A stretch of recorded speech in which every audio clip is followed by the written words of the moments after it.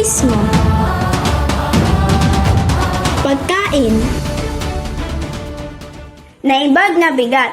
Ako po si Chanel Perla, grade 6 SCCJ. At ngayong araw, samahan niyo akong alamin at tuklasin ang natatanging ganda ng Ilocos Norte. Ang Ilocos Norte ay isang lalawigan ng Rehiyon 1 na matatagpuan sa hilagang bahagi ng isla ng Luzon sa bansang Pilipinas. May lawak itong 3,467.89 km parisukat at umabot sa 593,081 ang populasyon ayon sa census noong 2015.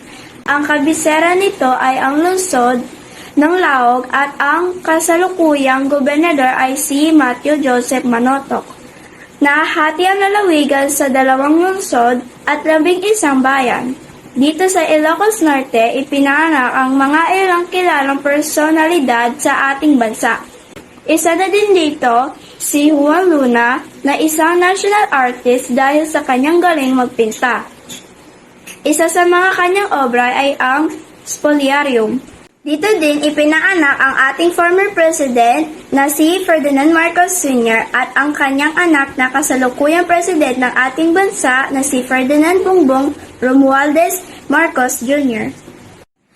Isa sa mga fiesta na ipinagdiriwang sa Ilocos Norte ay ang Pamulinawen Festival sa Laon City na idinaraos kada taon tuwing buwan ng Pebrero.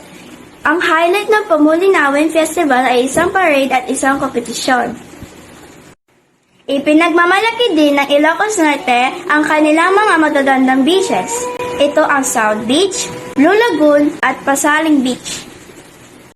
Kilala din ang Ilocos sa mga masasarap nilang pagkain katulad ng pinakbet, bagnet Ilocos, empanada, at syempre ang masarap na longganisa.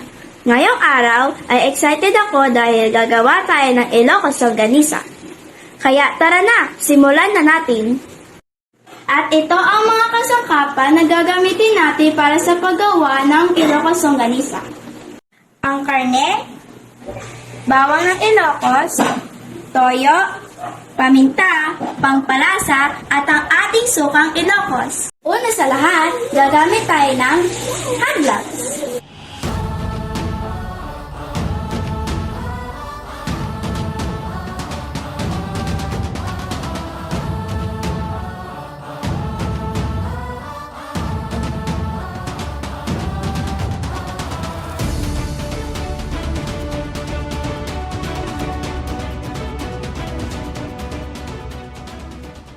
Ngayon, nakagawa na tayo ng Ilocos longganisa. Ating nang lulutuin.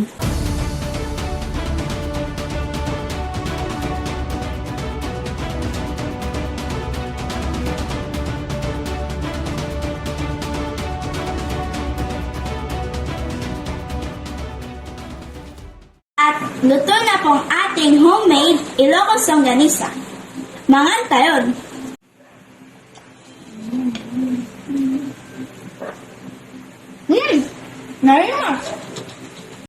Dito na po nagtatapos ang aking munting presentasyon para sa aking probinsya, Ilocos Norte. Muli, ako po si Chanel Perla, grade 6 SCCJ. Maraming salamat!